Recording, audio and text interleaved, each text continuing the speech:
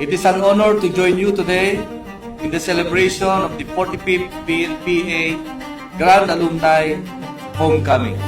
Every homecoming is a meaningful. It gives us the opportunity to reconnect with old friends, remember the journey we once took as cadets, and reflect on the responsibilities that come with the uniform we proudly wear.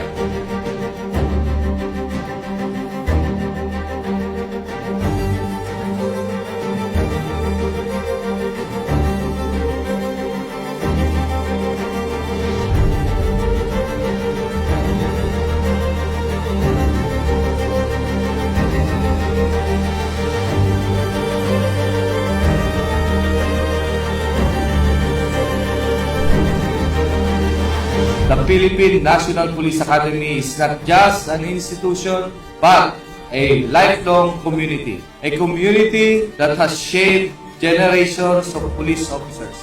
To learn today, to lead tomorrow, PNPA molds cadets into future leaders who carry the honor of the organization wherever they serve.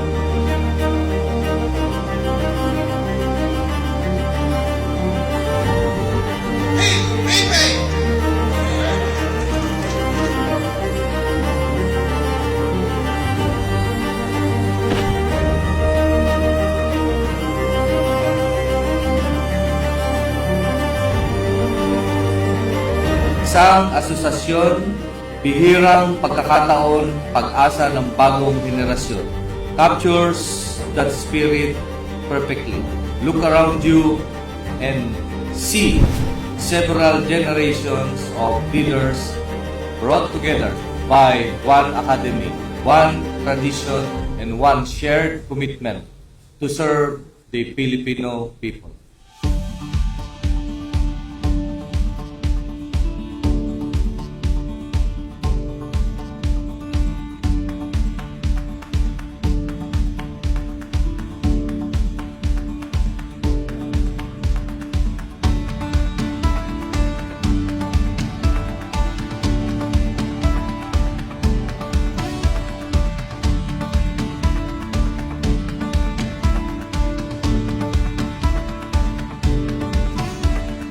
Every PNPA alumnus, regardless of rank, assignment, or batch, remains a guardian of this academy and steward of values it represents.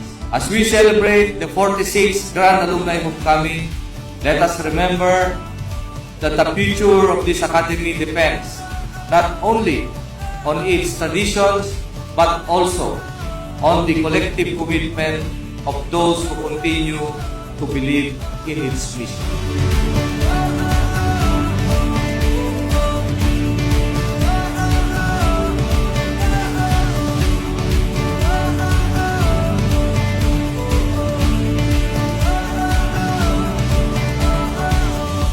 So to my beloved classmates, Philippine National Police Academy, Masitla class of 2017, regular members, adopted members, and the family of my classmates, welcome sa ating part 2 of our alumni homecoming, which is the fellowship and socials night of our class.